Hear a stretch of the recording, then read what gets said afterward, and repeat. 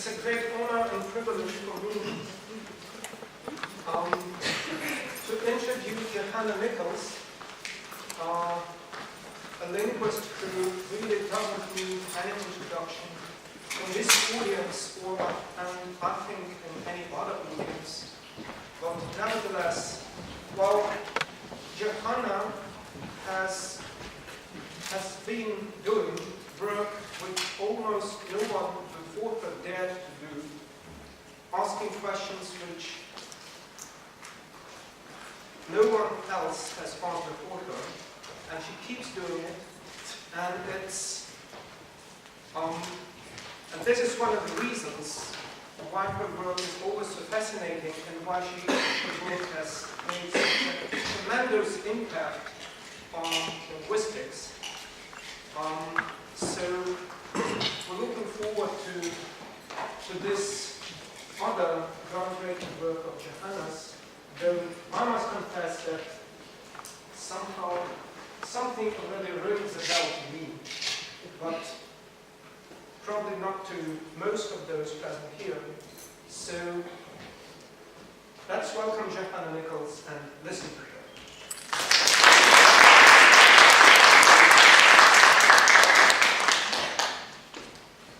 Thank you.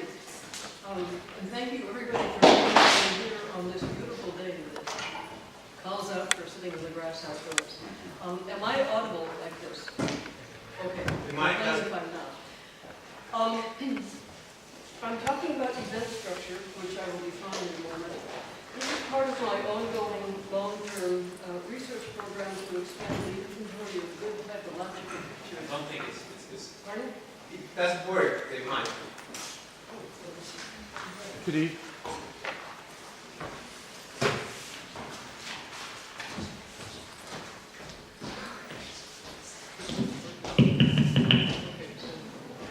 Okay, again, this is part of an ongoing many-year research program to expand the inventory of typological features beyond things like word order and alignment type and so forth to more useful ones. What I mean by a good typological feature is one with a clear determinative definition, independent of the others to the extent possible, or at least to a known extent, available from existing descriptions and able to capture incremental differences, which usually means multivariate or complex or something like that.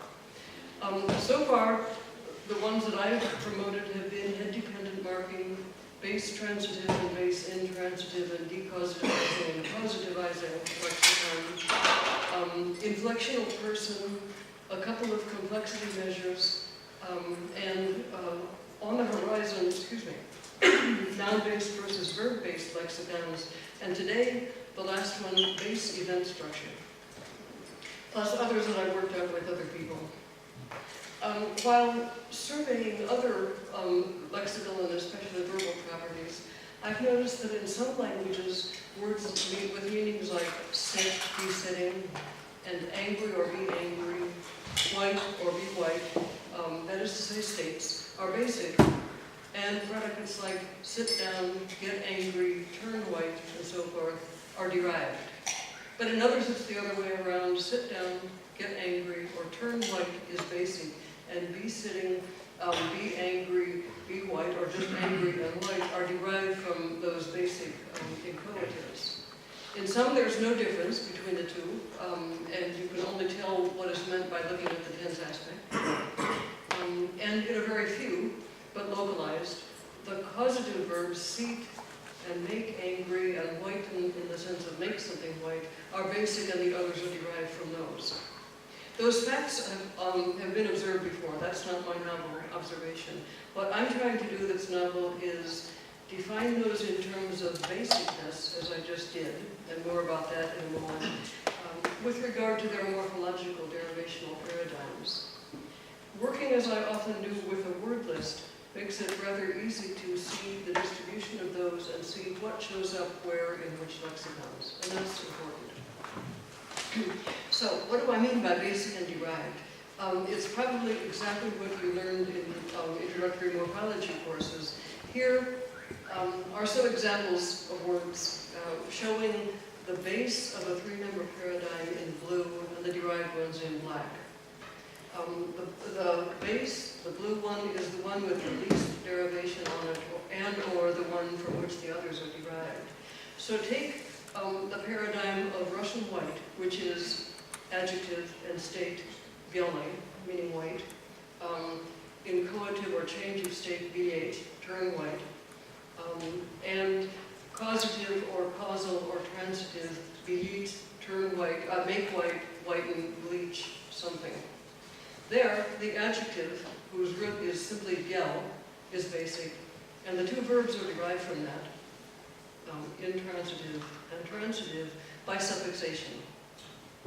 Different with the verbs for sit, for which state, sijiet, and causal, sajit, usajit, and so forth, are derived with vowel alternations and suffixes from the inchoative siest, stem, sied, meaning sit down, assume the position.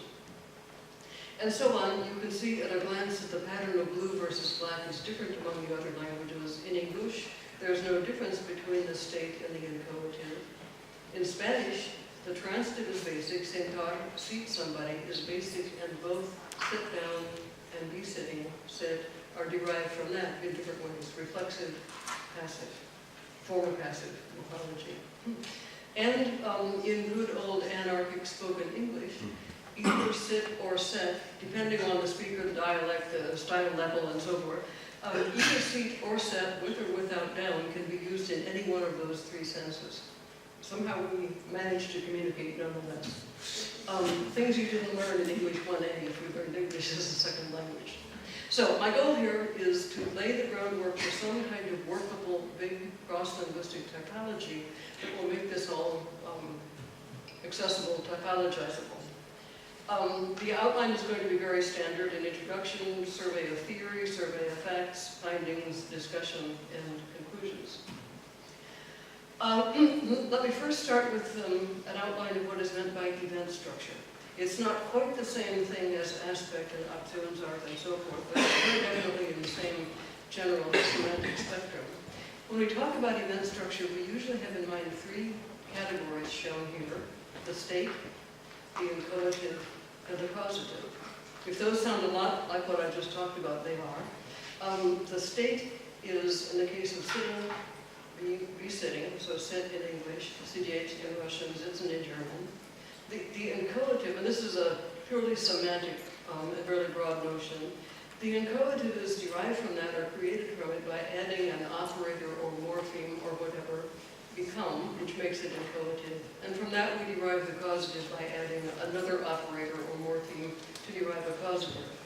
So we get triads like English sit and sit down, or sit down, sit down, sit down, sit down, and then sit down and sit down, seat, have sit, and so forth.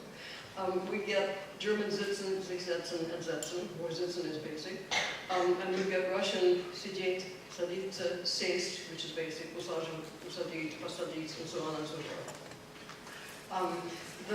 What is basic, what is core to the event structure, where the arrow points, is the state, and the others are operators added on to that, or morphemes. But what is basic in the morphology is not necessarily that. In prescriptive English, it's here. In German, it's also here.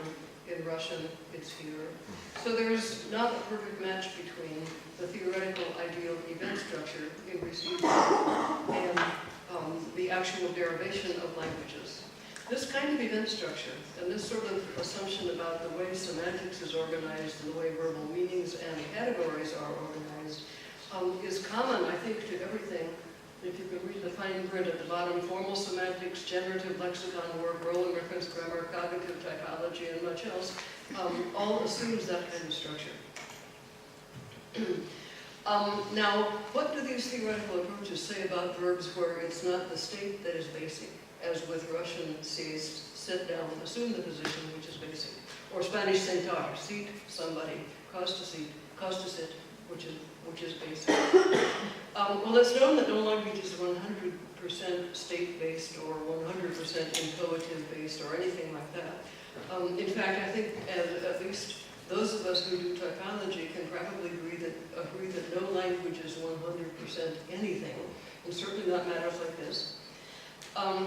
Everybody's aware that the semantics of event structure and the morphology of word formation are different things. They need not necessarily coincide. But the theory deals mostly with other issues. One thing it deals with is whether predicates are lexicalized as adjectives or verbs. There's more theoretical work on that question.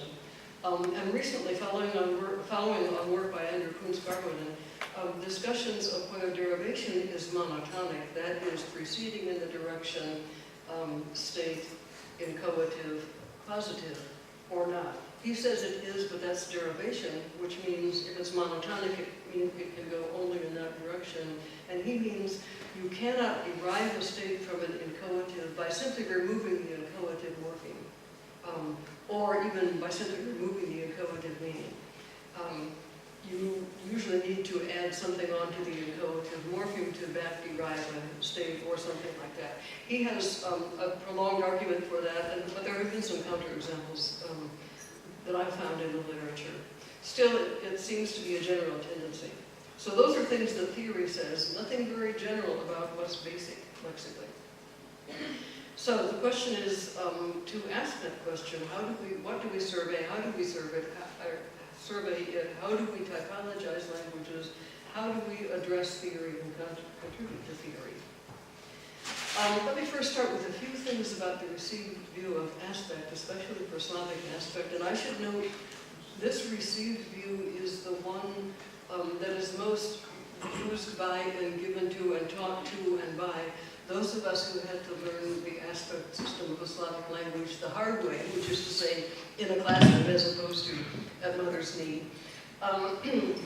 In general, the usual structural description, which still dominates, is that in Russian, the basic predicate itself is imperfective, and it denotes some kind of an activity or state or something without inherent endpoints. So Russian besides means right, and it says nothing about whether you finished something, whether you started, nothing. It's just the notion of putting pen to paper or whatever. And the perfective aspect provides endpoints for that, or it selects parts of the action profile. So for instance, take besides, prefix it with na, and you get a perfective, which means to finish writing something, to write and complete it. Or you can prefix it with do and get the besides right to the end with more of an implication of it being harder to get there. Or you can prefix it with pa and mean write for a little while, write for a while.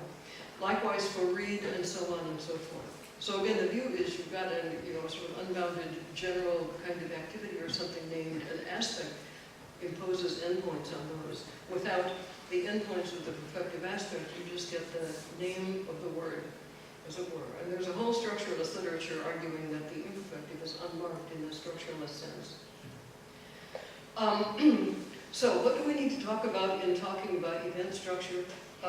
You just heard much of this dissected precisely, in fact, with surgical precision by extremely advanced theoretical tools yesterday by Peter. The tool of choice for what I'm going to do is probably best described as a sledgehammer, and the action is something other than surgical precision, because I'm starting at the other end. That said, here are some general things that he mentioned and which I'll mention too. That in the field of concepts we need to deal with, there's aspect, there's Aktionsart, and there's actionality. Or aspect is what I've just described, perfective, imperfective. Aktionsart is broad lexical aspect classes. Actionality is either similar to that or not distinct from it. I most see actionality used in work on languages that don't have anything like a Slavic style aspect system, and for which the system is complicated and still getting worked out. I think of those as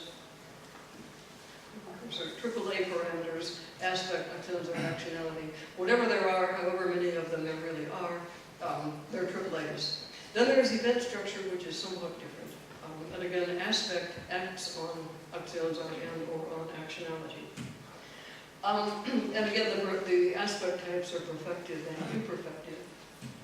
So let's ask, how many kinds of aspect accents or actionality systems are there? The impression you get if you read the Slavistic literature intended for second language learners, mostly Russian, is there are two kinds. There's the Slavic style and the other kind, over here on the left.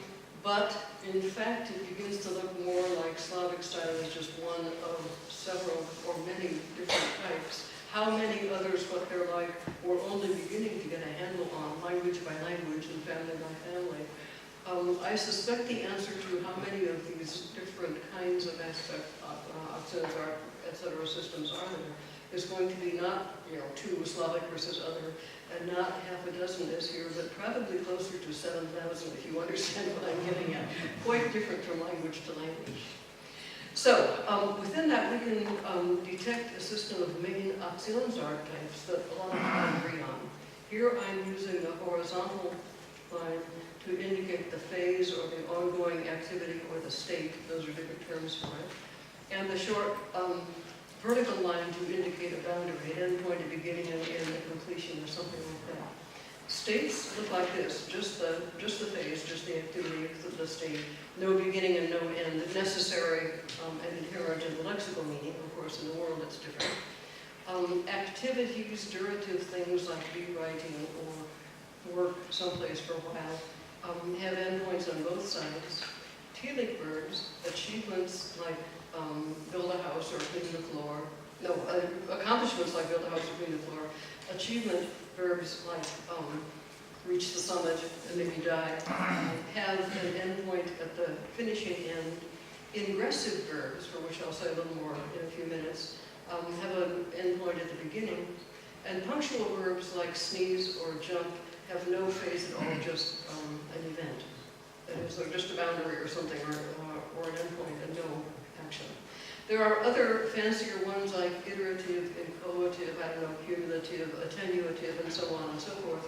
And there are phasal operators like start, stop, and continue in more elaborate systems. But that's really only the tip of the iceberg. As I said, there's a lot of variation between verbs, between languages, and so forth. And things like Aktionsart and actionality categories are numerous, subtle, very sensitive to lexical-semantic semantics of the verb, probably verb-specific, and rarely marked overtly. Or if they are marked overtly, the membership of the semantic category and the membership of the overt category do not coincide. So to identify them and describe them, you have to identify diagnostic contexts and set up tests and so forth. And there are still a lot of exceptions. And I think most assertively they don't act like they're really contrasted. So what do we do? Let me discuss a couple of English examples illustrating telic versus ingressive. Telic is endpoint at the end of the phase, ingressive is endpoint at the beginning. Take the similar looking and sounding predicates in English, get it and make it. Both of these are spoken English fairly colloquial, you see them, I write it all the time. The it is not anaphoric, it's just part of the verb. Get it means the same thing as understand, понять in Russian, catch on, come to an understanding or knowledge. And make it means achieve some desired result or get somewhere or something like that. So I can say in English, speaking of students, after only 2 lab sessions, they got it, meaning it only took 2 labs for them to catch on and understand. And 4 weeks later, they still got it, as shown by the midterm grades. That's the state of understanding and not the action. So got it, with no difference in inflection or morphology, means either the onset or the continuing resulting state. That's the hallmark of an ingressive verb. I can also say, after today's review, I think they still get it in the present tense, same sense of ongoing state of knowledge. Whereas make it, which seems like it ought to be rather similar, is not. After 2 days on the north face, they made it, for instance, to the summit, that's fine. And a few hours later, they still made it, as shown in the photo, or that's supposed to mean they were still up there on top. Cannot mean that, nor can it mean they were still basking in the glory of having, climbed the mountain or something. And even though I think they still make it, meaning they're still on the front page of newspapers or still up there or whatever, it cannot have those meanings. So make it and get it behave very differently. Though, both of them pass the relevant tests for achievements as opposed to accomplishments. And I'm not even going to walk through this, I'll assert it. I'll be putting the slides up and you can walk through them. Also, and this I won't walk through, near synonyms of get it, such as catch-on and grasp, do not behave exactly identically. There are differences among these three problems. So, again, we've got a complex, messy, subtle thing, and we need to at least ask, for what languages are comprehensive descriptions available where we can get a handle on this material and compare it? And maybe also, why does it matter whether it's telic or ingressive? I think these things about auxiliaries do matter because they strike me as what probably correlates with what's basic. They seem to shape what's lexicalized in the first place, which means they have some implications for meaning, cognition, thinking. And certainly they determine the functions and the variation of aspect and tense. So it's not trivial. So what do we know about auxiliaries for different languages? The state of knowledge is easy to describe a blank. And what is the state of cross-linguistically useful comparative and theoretical definitions and so forth? Worse than blank, it's a black hole. Black on my screen. Okay, so we're starting from scratch. And for that, we need to start top down from the grossest possible categories and appropriate tools, which I just described as a sledgehammer, wielded, not delicately. And the first step is only going to be a broad, rough pigeonholing, but it can build on what's proved durable in theoretical work, and that's event structure, as worked out in theoretical linguistics and also philosophy. So I'll typologize using that three-way distinction of state plus incoative plus causative that I described earlier.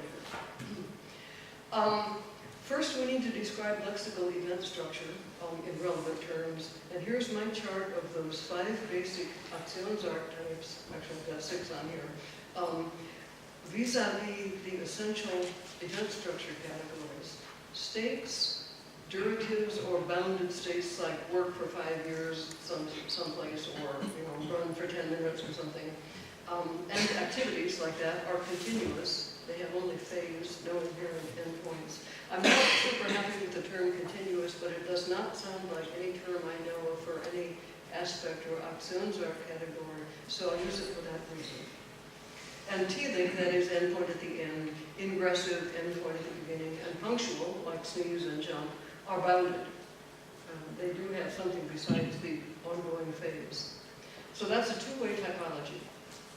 And the typology is based on whether it's the continuous or the bounded type of predicate that's based on the relational paradigm. And also typical base in sets or classes of verbs and favored base for language and so forth. Causal is an argument structure type. It's not anything like an auxiliary type, but I'm going to include it in the survey, A, because it's present in the theoretical and philosophical work, and B, because there are interesting typological correlations, and languages like Spanish for which seat somebody is basic to sit and sit down. So we've got a three-way typology: base continuous, base bounded, and base causal. Or we could say the continuous is base, the bounded is base, the causal is base. And we've also got flexible verbs that can be either one. And we've got equivalent, in theory we should have equivalent ones in which there are 2 homophonous verbs, each with its own pattern, but that's hard to prove. I've experimented with other terminology and I'm not happy with any of it. So I'll use continuous and bounded. Here again is an expanded version of the chart I showed earlier where blue tells you what's base. Sometimes it's continuous, sometimes it's bounded, sometimes it's causal. It can be 2 of the above, it can be all 3 of the above as in spoken English, and so forth. Probably all possible combinations occur. So, how do you set up a typology? You seek the base of the paradigm, and then you count up the number of verbs in your word list or whatever that have this or that base type per language. Or you look at the default base type if you have access to information on the derivational morphology. So, I designed a survey using a word list, which actually has been the result of several years of experimenting, and by now it's pretty much stabilized. The 3 posture verbs, sit, stand, lie. 2 cognition or perception verbs, know in the sense of wissen and know in the sense of pen, identical in English.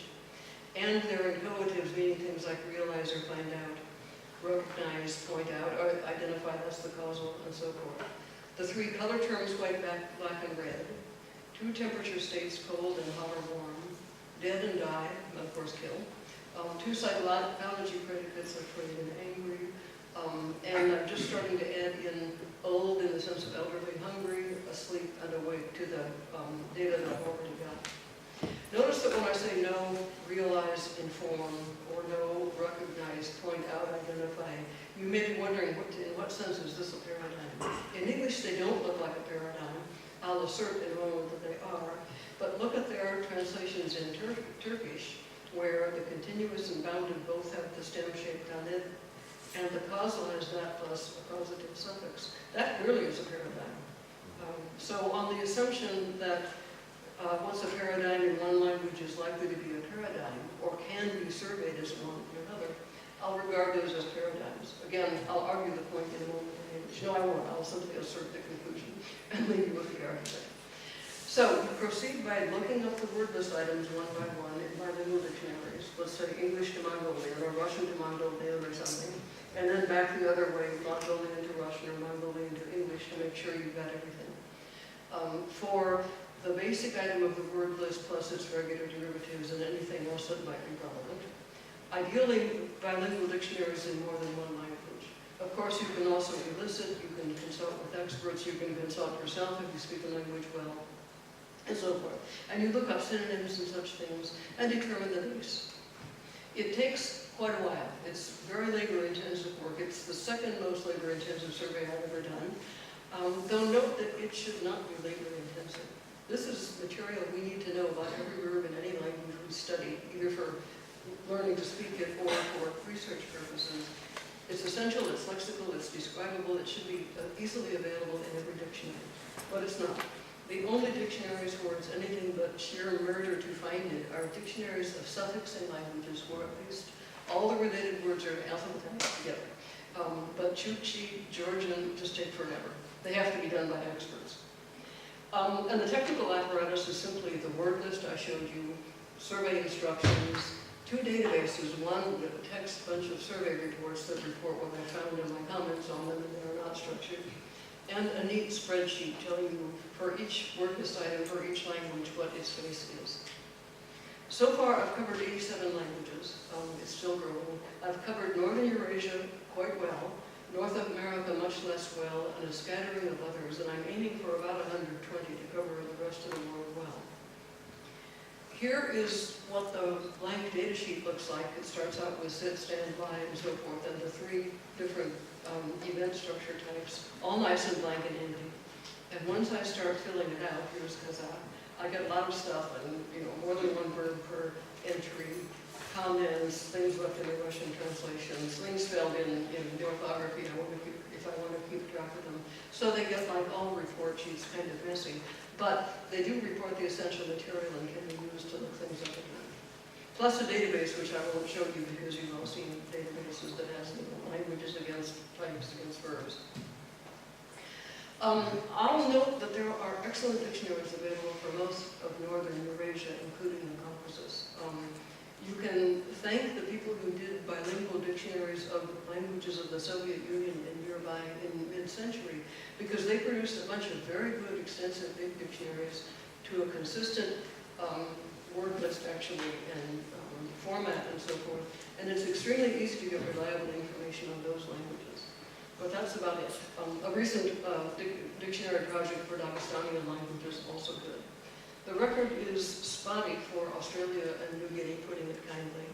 There are some very good dictionaries from Africa, and they grow in number all the time.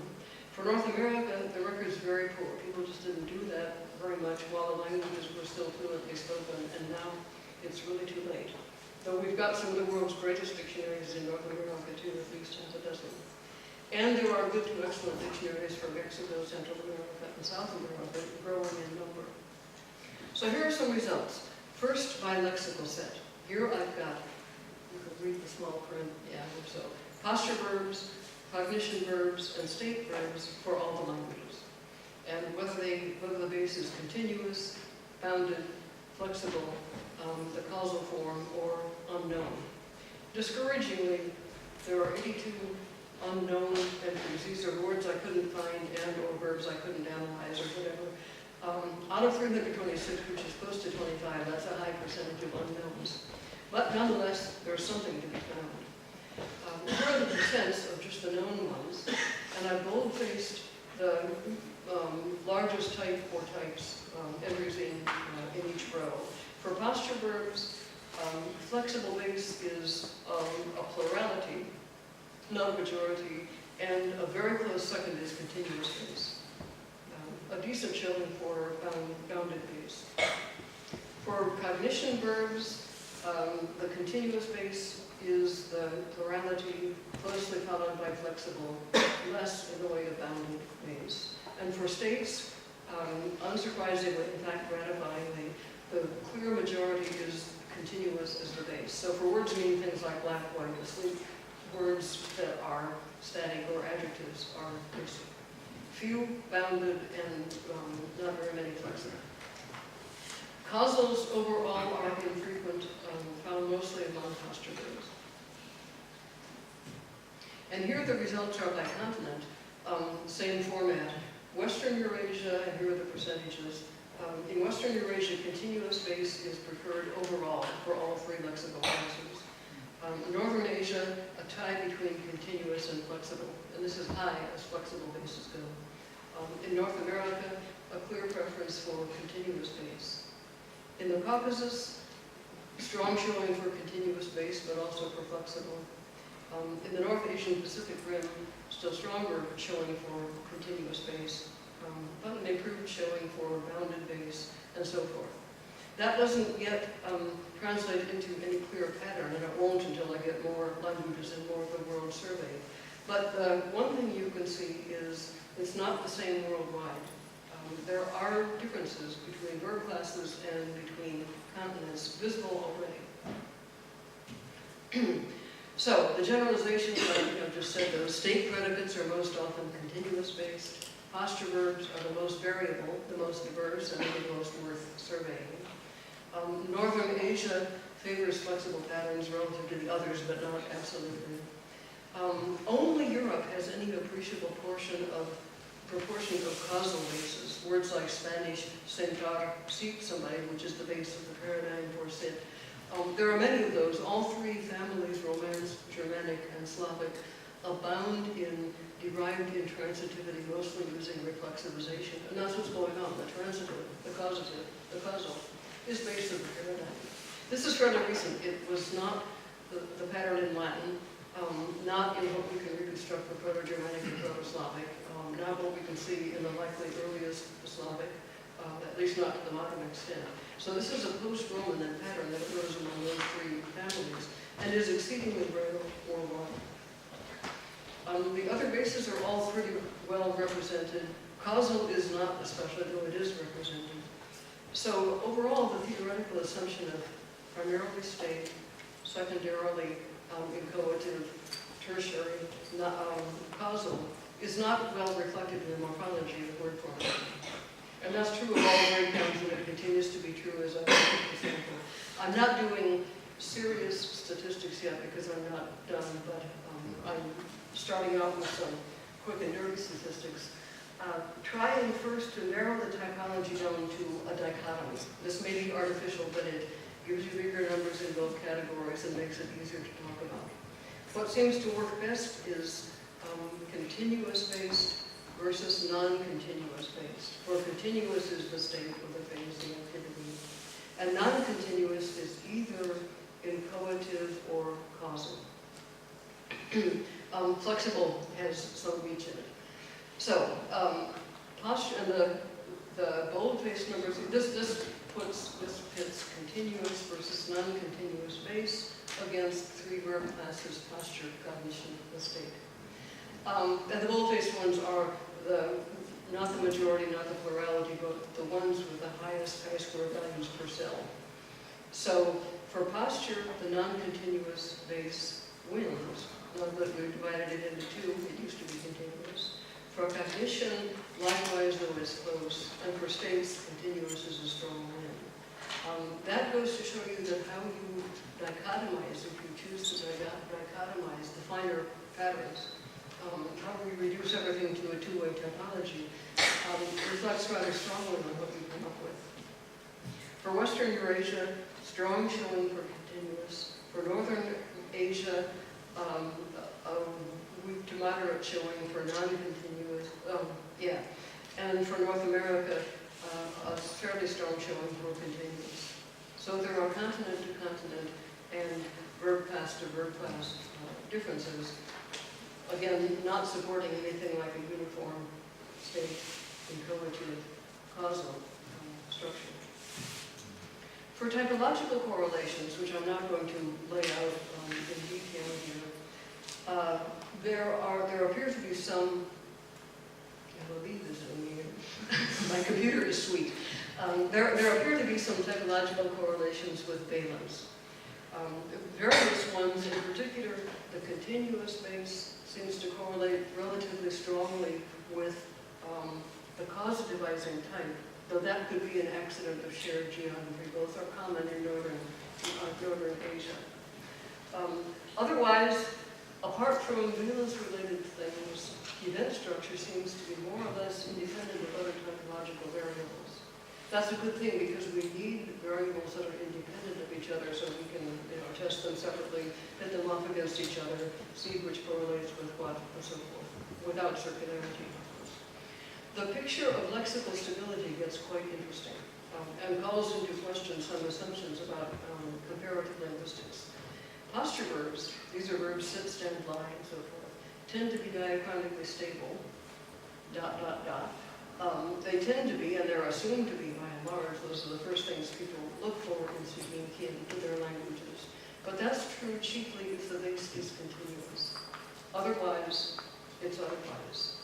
But these posture verbs, among others, are on the Swannish list, and therefore they're widely used in long-range comparison and everything else. But in fact, their stability varies depending on event structure type and depending on language and on base event structure type. So here are the verbs, the three event structures for the verb sit in Turkic languages. They are monolithically cognate and identical in their innovational structure. I'm putting all innovations from the general pattern, the proto-language, in colors. Blue marks the sole innovation. Three languages, more or less neighbors of each other, more or less historically interacting, have substituted a different allegoric or morpheme for the causative suffix. And that's it. Otherwise, identical. So that's a very good example of stability of words for sit in a language family that is something like around 2,000 years old. Here are the Romance languages for which I had to use 4 different colors to capture the innovations. There's not much that is plain non-bold-faced black. Here's Latin, that is plain non-bold-faced black, where both the continuous and the bounded form, both sit, be sitting, and sit down, have derivational suffixes and they have the vowel ablaut showing derivation. The causal is not easy to find in dictionaries. That's part and parcel of finding things for Latin. No native speakers to ask, not much to do. All the other languages have innovated at least somewhere. The least innovative are Italian and Romanian, Easterly languages, which have pretty much kept the original form. And the bold is the base and has not changed color. Everything else, Western Romance changes both the bounded and continuous, using reflexivization for the bounded and participial morphology of one kind or another for the continuous form. Even Italian and Romanian reflexivize in the bounded form, sit down. And everybody makes one or another change in the causal form, deriving them ultimately from the same verb root, but in different ways. They're all derived by prefix and or suffix. So that's a lot of changes. Almost nothing stays the same. And what stays the same, well, let's see, what continues in inherited Latin form continues a form that was not base, or at least was not elementary in Latin. Other changes act on the stem form as well. So it's kind of hard to detect a base in any of this. Certainly not the same situation as in Latin. And Romance is about as old as Turkic. So you have two options here: be a Turkic language and have almost no changes, or be a Romance language and put things through usually several cycles of changes to derive verbs that all have the same meanings.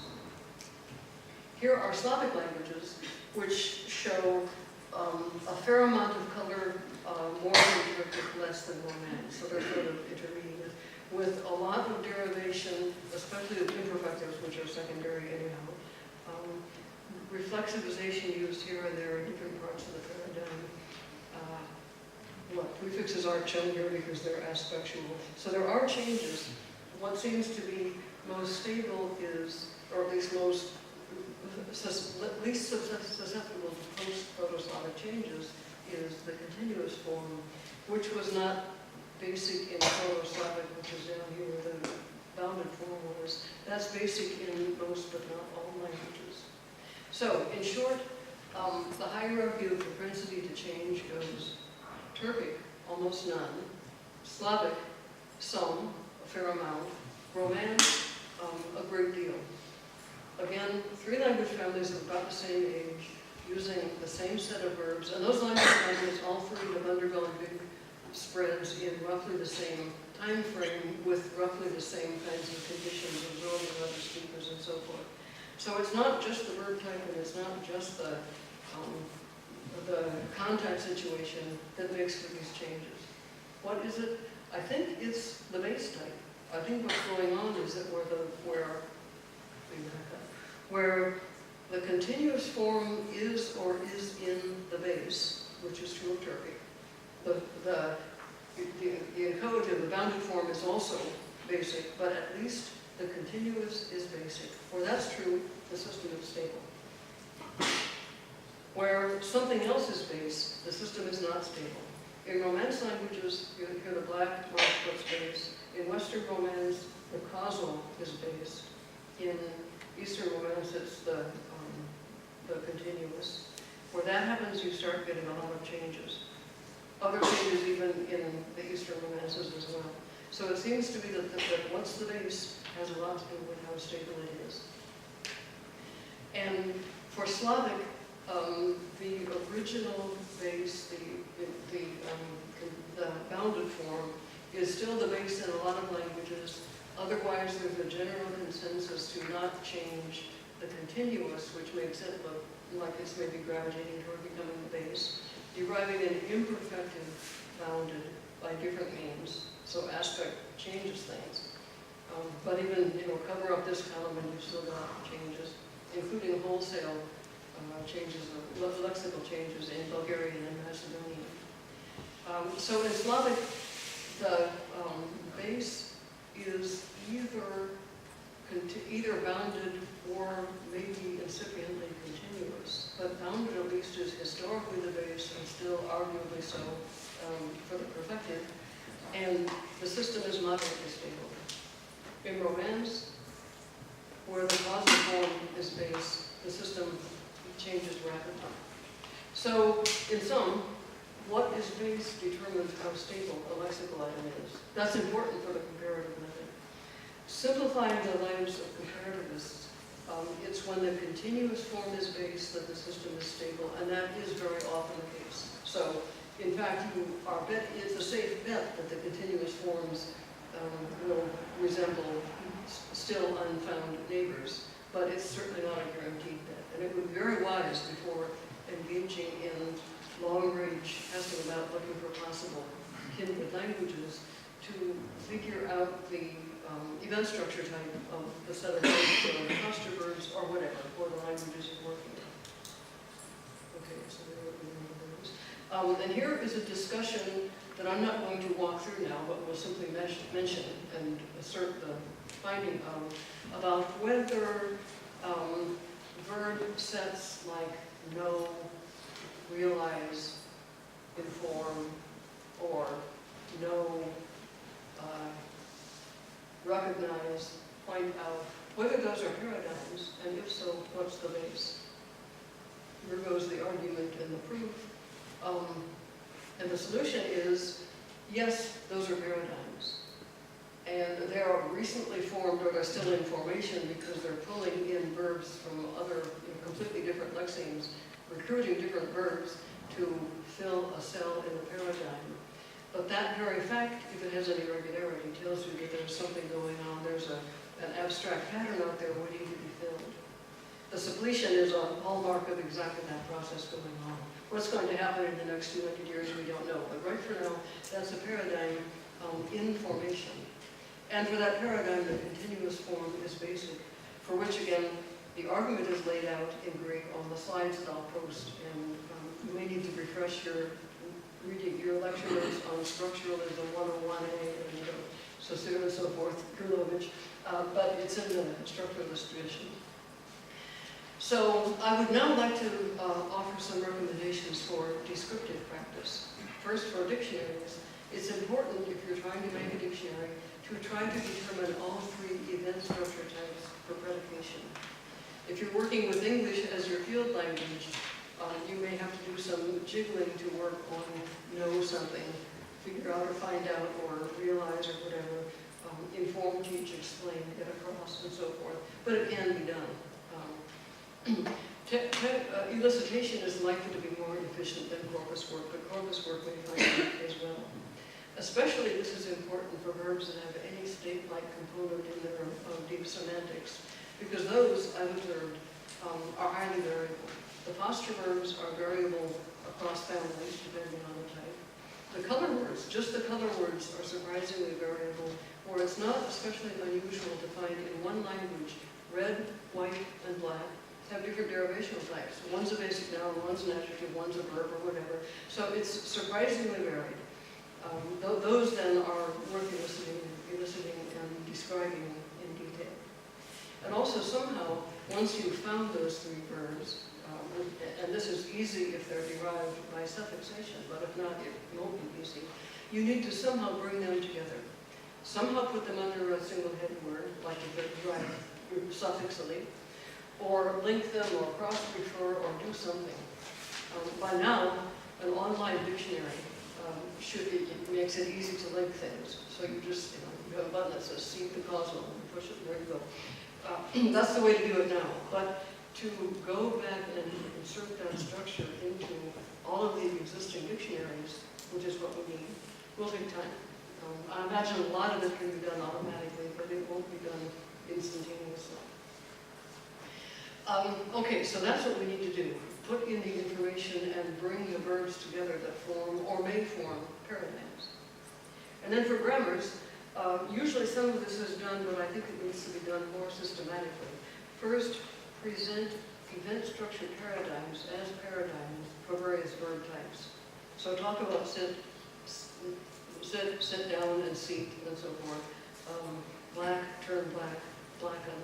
Talk about those as a set for various types of verbs, and give examples of each in different tenses, as many different tenses as possible for several verbs of each type. Then you've covered the turf fairly well, though not necessarily the lexical turf. And then attempt to make a generalization about the language's preferred event structure realization. You do see comments like this in grammars occasionally. They're valuable. It's not the same thing as a systematic cross-linguistic survey of exactly the same verbs in all the same languages, in all the languages of the sample, but it's very useful. Then, how do we get from event structure to Aktionsart? In my experience, it's actually pretty straightforward. First, for the bounded verbs, you try to figure out whether the phase precedes or follows the transition. And you can usually do that with a bit of elicitation tests and so forth. Sometimes people will tell you. It's hard to do it from scratch in a language for which you don't know whether anything is continuous or bounded. But if you know that much, you can start asking more questions. So try to distinguish telic from ingressive. Try to distinguish punctual. Not always is punctual something like sneeze or jump that really comes in single, discrete units of the action. Sometimes, for instance, in English, there's no simplex verb meaning fly.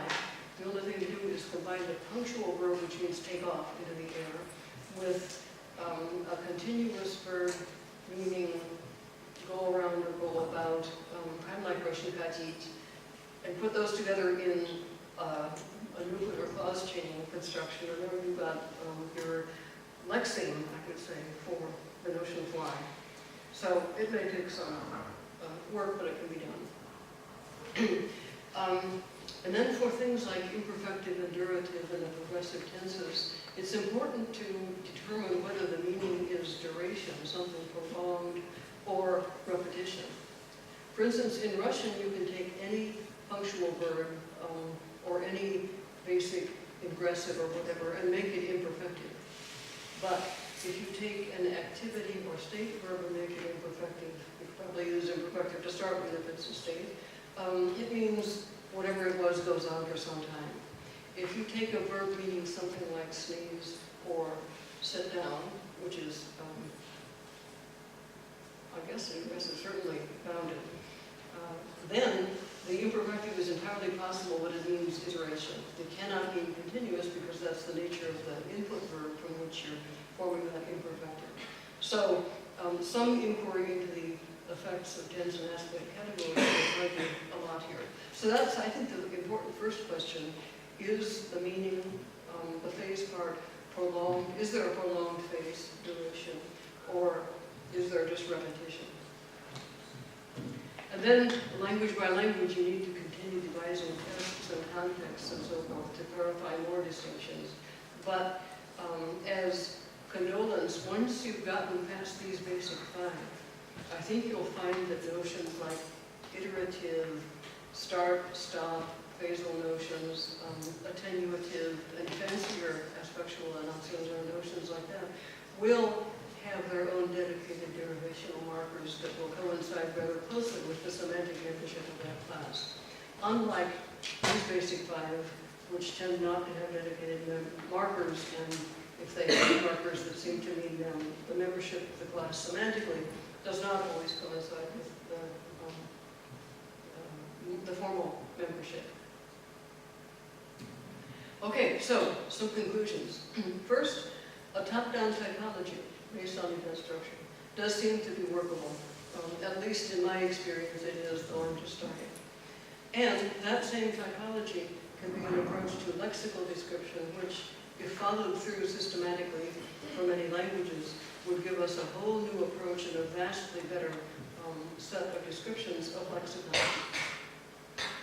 Third, if you start with event structure and work that out, then it's fairly easy to go from that and take the next step of determining the main axioms archetypes, and from that taking on. For instance, for a Slavic language, once you've worked out those five axioms archetypes, it's much easier to talk about what perfective and imperfective do to the verb than if you just start out trying to generalize over all perfectives and imperfectives. The structuralist literature up through about the first half or two-thirds of the 20th century shows you exactly how far you can go with just seeking a single invariant definition for perfective or imperfective, either abstract or meaningless. And then also try to pay attention to telic versus ingressive in the bounded range. I advocate that partly because it's important for translation and glossing and bilingual dictionaries, partly because it's part of the meaning, maybe important to the language, and because I think it has correlations with other factors. Fifth, which I didn't talk about, but grayed out, the structuralist issues involved in figuring out whether know, realize or find out, inform or get across or whatever is or is not a paradigm, and what its base is. And also whether or not axioms archetypes are contrastive, which is another structuralist issue. And finally, lexicography needs a lot of rethinking and retooling. Maybe not so much rethinking. We know what it means, and if you don't know what it means, it's only because you haven't reflected enough on what you're trying to figure out as you try to look up a word in a dictionary of a language that you know, but you don't know that word, or you're not sure whether you can use it this way or that way. You very soon hit a brick wall. But you know what we need to have to get beyond that brick wall is pretty clear. So start trying to work at least event structure, maybe basic axioms are into lexical entries somehow. I'm not sure myself how to do this well and elegantly and still produce a dictionary which a non-linguist can use. But that's something that everybody has to try out and work with and play around with, and sooner or later something will prove to be workable. Thank you, and thanks to the various foundations and especially libraries who have made my work on this topic possible.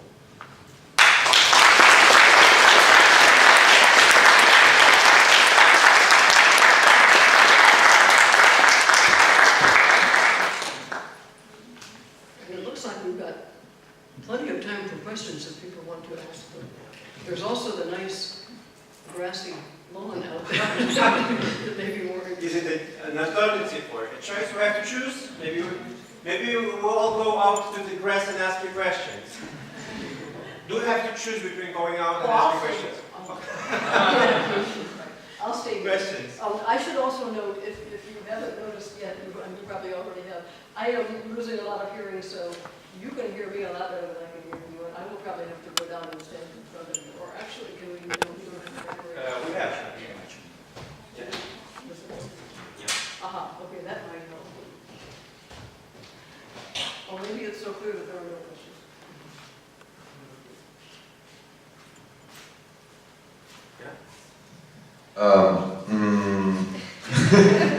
Sorry. I wanted to ask you whether you're acquainted with the work by Sergei Desivosov and some of the people which use his system. He developed a way of classifying actions art classes in various languages, and the problem is that apparently in none of the languages that were investigated already, and that's a small amount, there are the traditional Wendlerian actions art classes. So just like the English verb got it, you often get contrasts like in the past or in the past perfective, it's an entry into a state.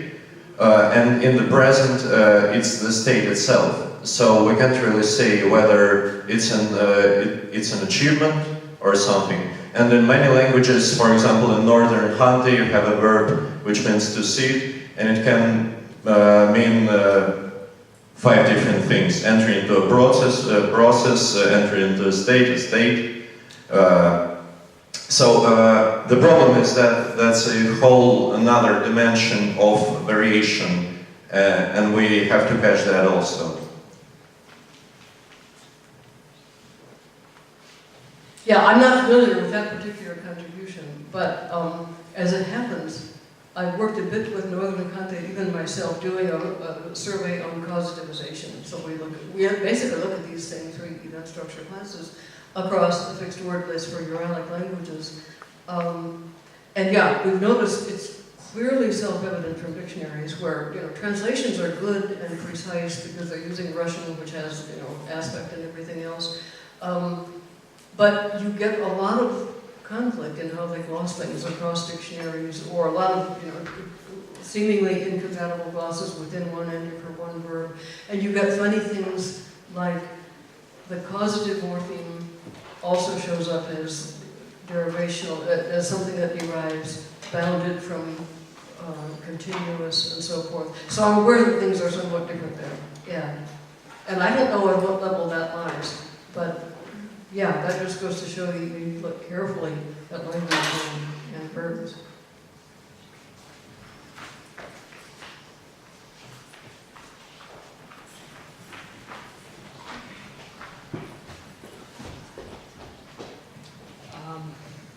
By the way, did you look at any patterns concerning how valence-changing derivations and aspectual derivations contribute to the event structure, separately?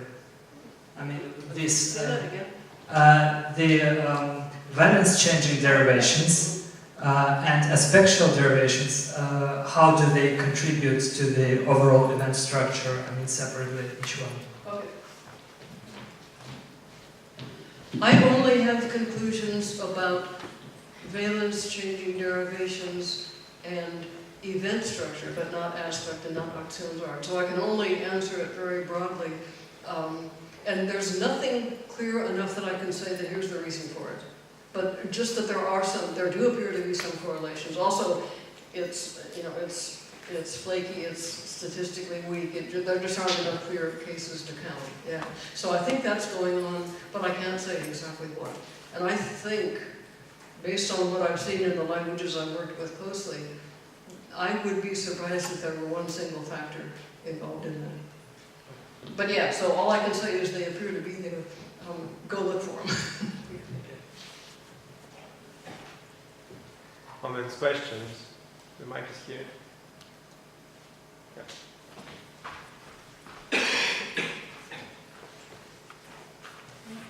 I had a question about this idea that if the base is continuous, then posture verbs are like less.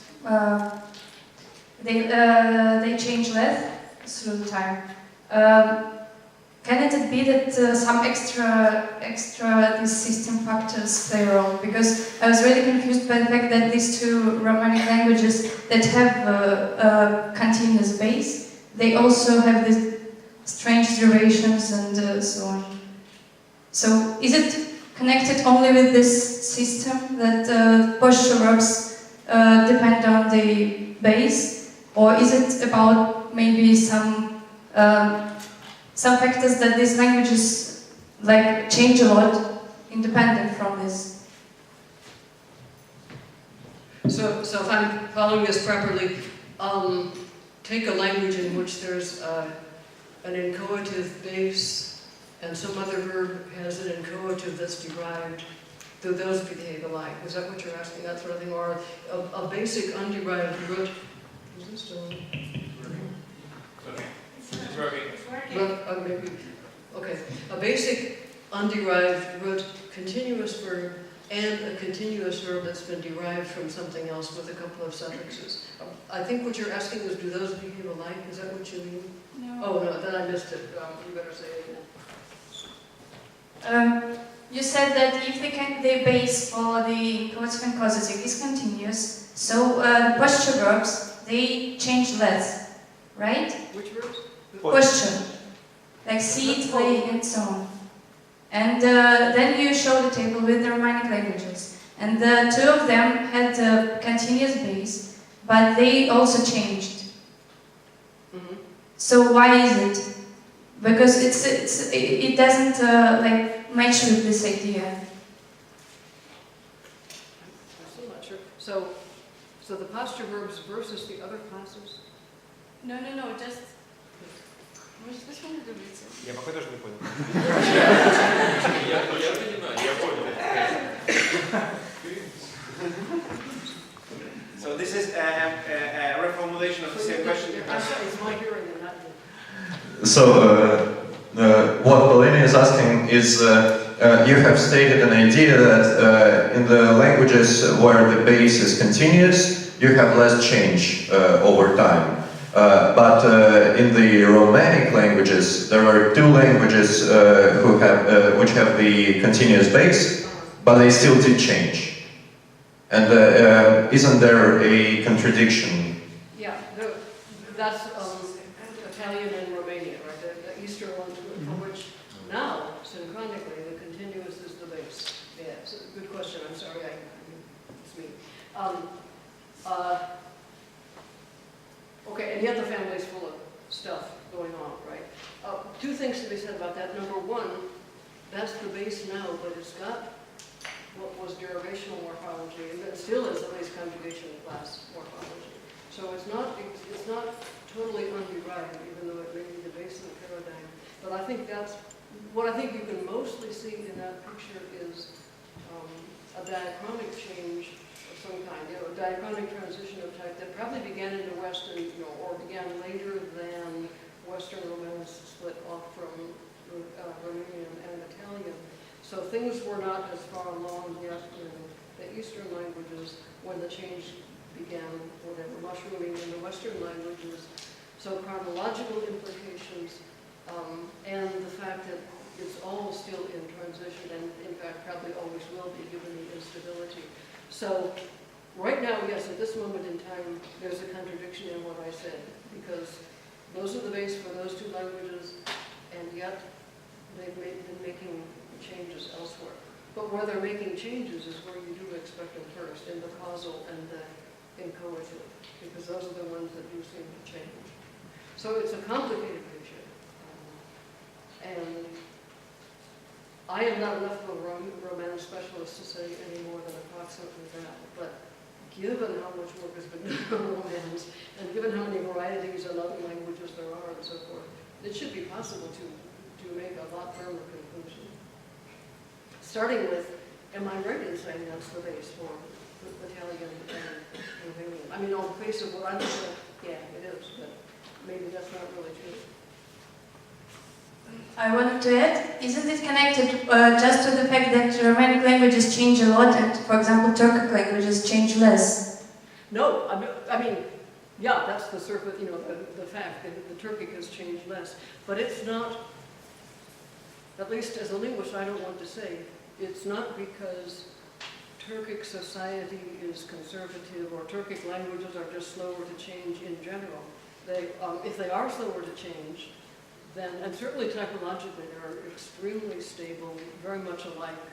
They're not all mutually intelligible, but if you can read one, you can pretty much read them all, I think. I would like to see that as the effect and not the cause. I think it's the effect, and I'm looking at one small portion of it as the effect of the verbal derivational type in one's base. But more generally, I'd say it's the effect of something like extremely self-similar, consistent morphology all the way around, syntax all the way down. Somehow they've hit a maximum of, you know, that just doesn't change very readily. Whether the continuous base is part of that or just the next level, that's I don't know.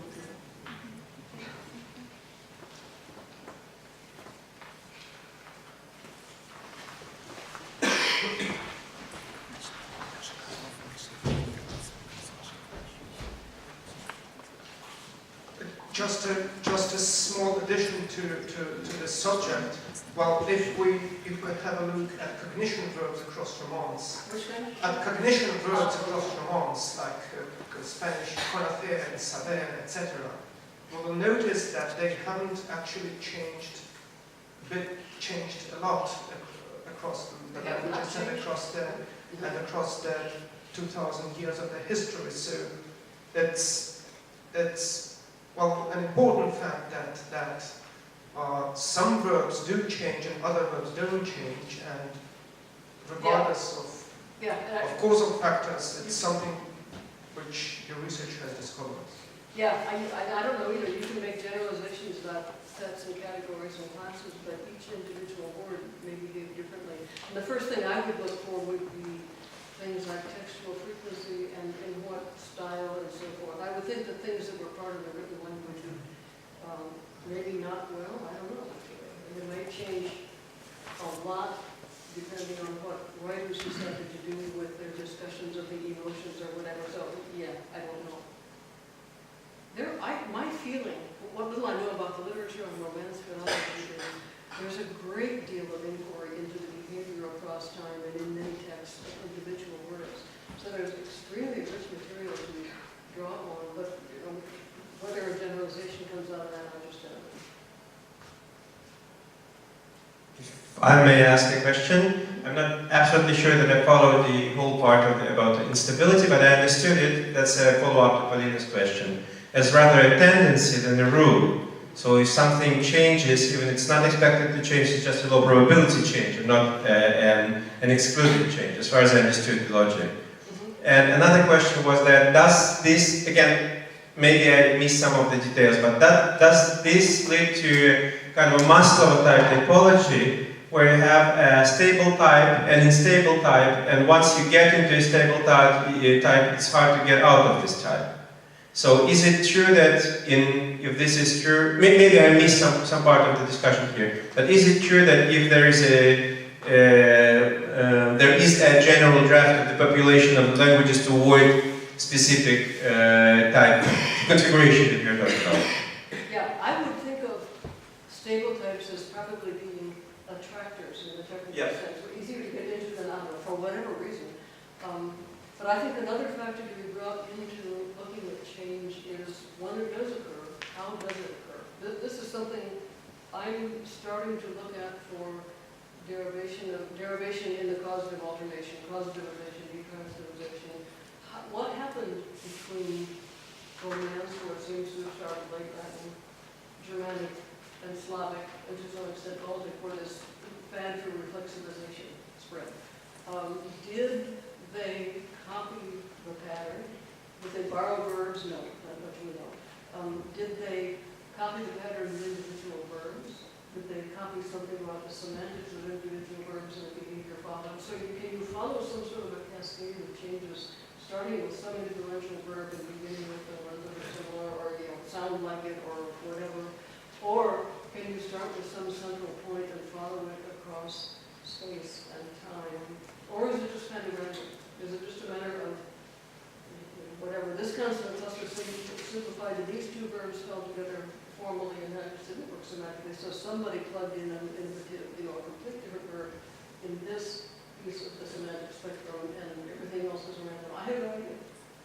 Yeah, but that's a different question. The exact mechanism of language change, as opposed to the general tendency for a human language to become one, to drift from one type to another type. So that was my question. Yeah. Do you think that all languages end up with having similar, or most of them? You know, most of the type model when some language type is used as a tractor, and it's harder to get out of it. I just don't know. Okay.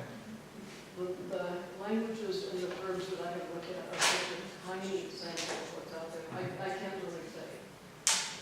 But I would opt for, in general, moving things into attractor states, which can be disrupted by certain kinds of context situations. Maybe those two together would probably take care of more than half of the variation that you get. And the rest might end up totally, I don't know. There's a lot of work that can be done in that kind of question. Comments or questions? Yeah. I can shout. No. No? I'm not really sure if it's fair to ask you to comment on the point you did not cover, on the possibility of these verbs to form structural contrasts. Would you like to comment on that?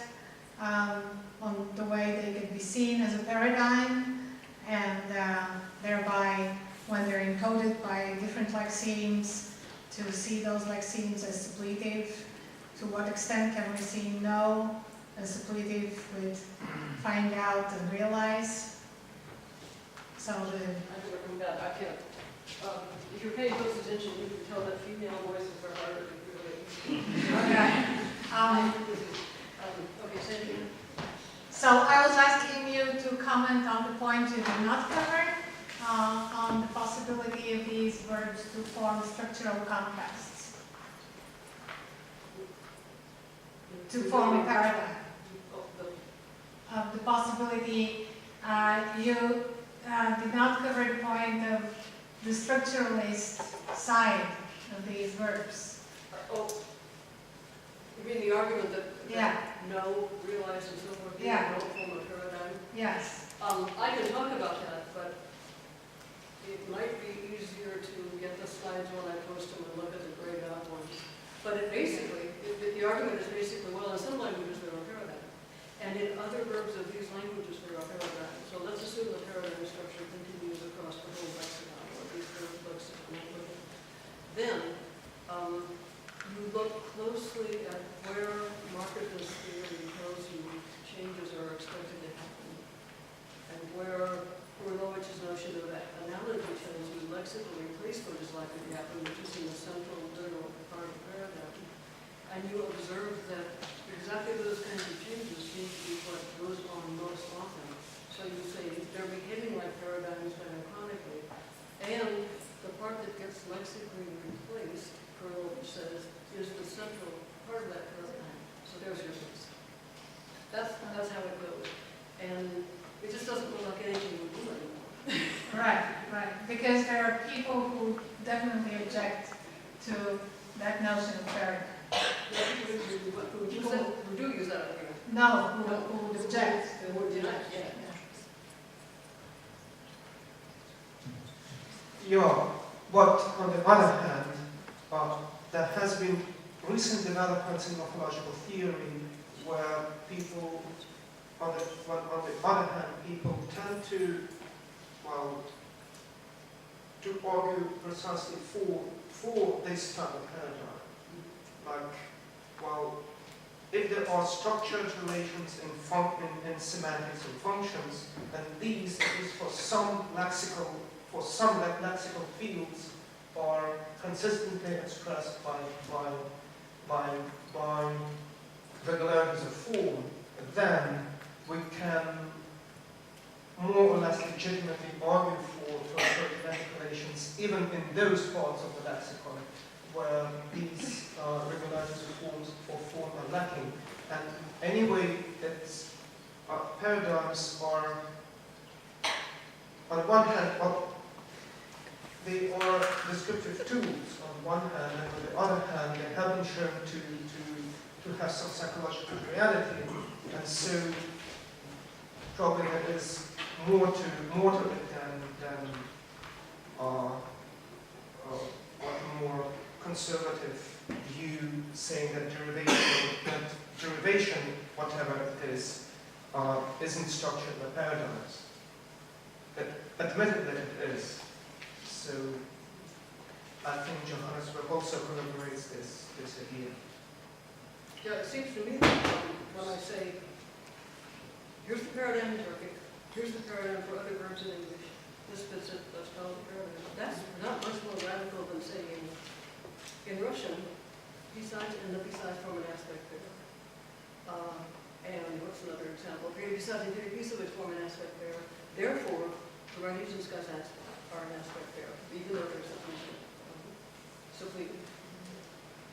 I'll see a lot of people object to seeing People, yeah. the ratings because Yeah, I know they do, yeah, and we debate that even for pedagogical purposes.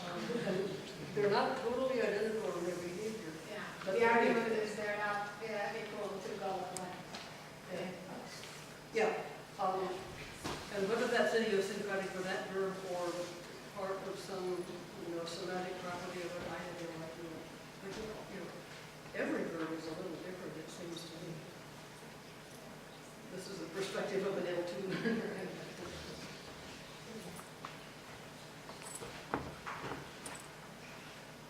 If this is no more comments, that's one again.